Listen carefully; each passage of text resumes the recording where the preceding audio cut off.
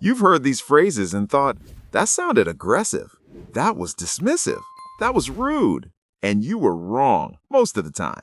Today, 12 English phrases that sound rude but aren't, and 3 that do sound rude but are completely normal and intentional. Let's go. That's fair enough. Sounds like, you're barely acceptable. I'm tolerating your point.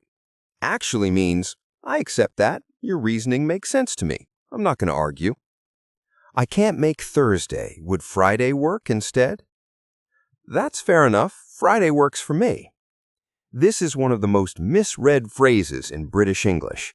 It is warm agreement, not grudging acceptance.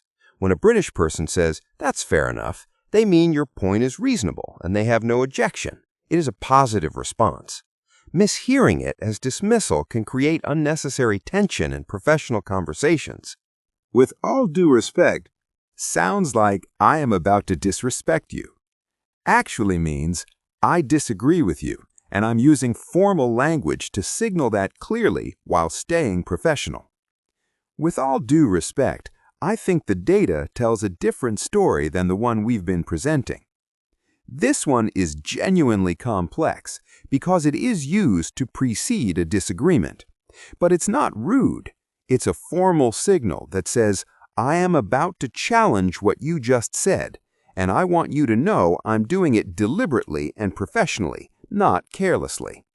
The respect is real. It means I'm giving your position the dignity of a direct, structured response. I'll be honest with you. Sounds like everything I've said before this was a lie. Brace yourself. Actually means I'm about to give you my genuine opinion. Pay attention because this is the real answer.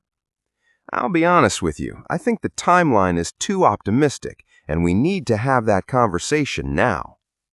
This phrase is a signal of trust, not a warning of danger. The speaker is telling you they're about to drop the diplomatic language and speak directly. In English professional culture, this phrase actually signals respect. They trust you enough to say the real thing. Receive it as a compliment. I could be wrong, but sounds like I have no confidence in what I'm about to say. Actually means I'm fairly sure about this, and I'm hedging slightly to seem open-minded while still making my point clearly.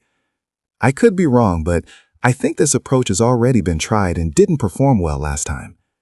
This is one of the most interesting phrases in English because it does the opposite of what it appears to do.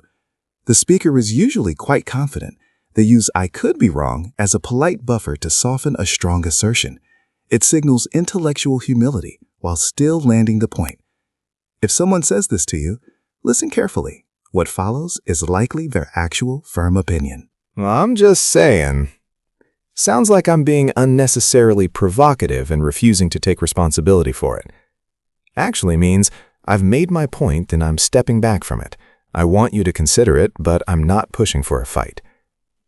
Look, I know it's not my decision. I'm just saying that the numbers don't really support the plan as it stands. I'm just saying is a retreat phrase. It steps back from a statement the speaker knows might cause friction. In British and American English, it's used to make a point while simultaneously depressurizing the room. It's not passive-aggressive when used genuinely. It's conflict-aware. The difference is tone. Said with a shrug and a slight smile, it's fine. Said flatly after something genuinely inflammatory, it's a red flag.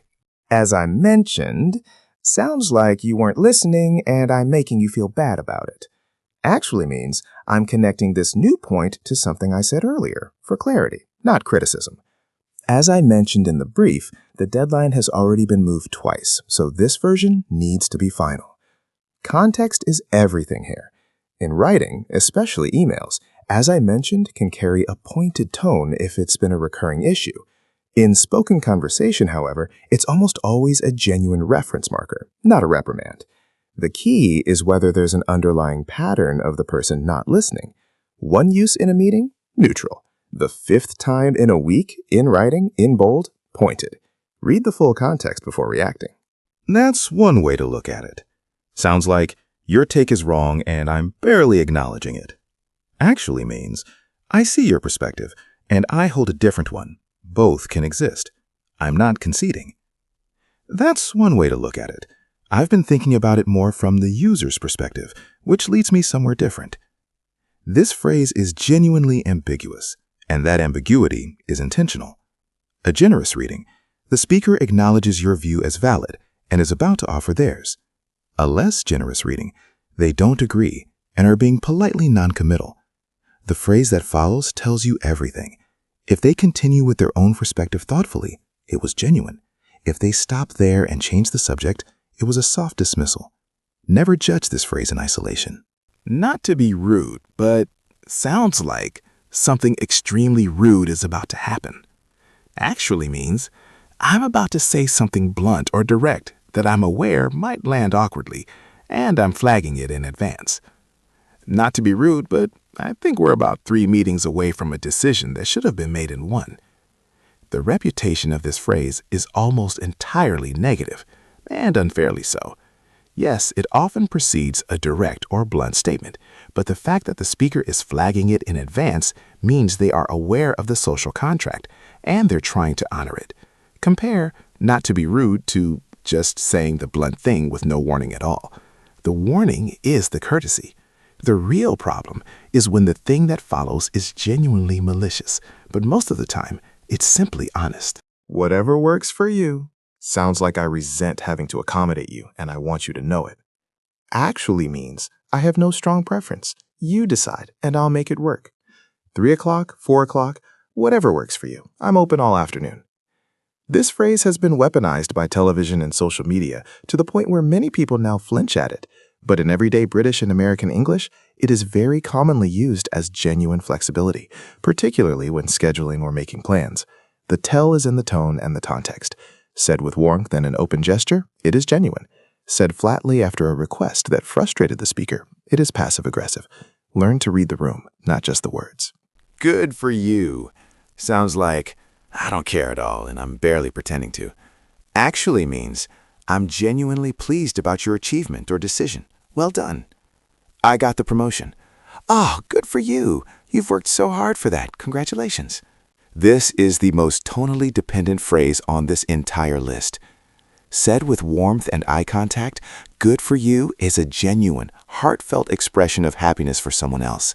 Said flatly, with a slight pause before it and without eye contact, it becomes one of the most withering dismissals in English. The words are identical. The delivery is everything. As a listener, watch the eyes, the pace, and the energy around the phrase. Context almost always makes it clear. I hear what you're saying. Sounds like I am physically able to process sound waves, and nothing else. Actually means I have understood your point. I am not agreeing with it. I am moving forward.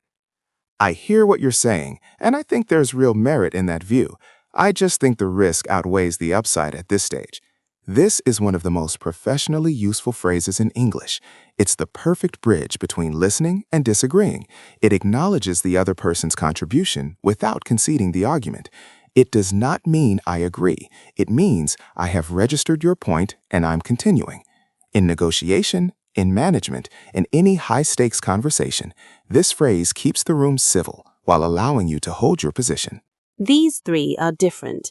They do carry a pointed edge, and native speakers use them deliberately to signal disagreement or disapproval while maintaining plausible deniability. Learn to recognize them. Interesting. In British English, interesting said with a pause and neutral face signals skepticism or polite disagreement.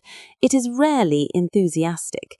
Many British speakers now say genuinely interesting to clarify they mean it sincerely. With respect. With all due respect is formal and structured. With respect, said quickly, is the more aggressive British cousin. It means, I strongly disagree and I am barely keeping my frustration in check. The shorter the phrase, the more pointed the energy. Right, as a response. Said slowly as a response in British English, right signals fundamental disagreement or disbelief. It is the spoken equivalent of a raised eyebrow. Contrast with right said quickly as an enthusiastic affirmation. That is neutral agreement. 12 phrases that sounded rude but weren't. 3 that were. The real lesson: in English, tone, timing, and context do more work than the words themselves. Now you know. Use that.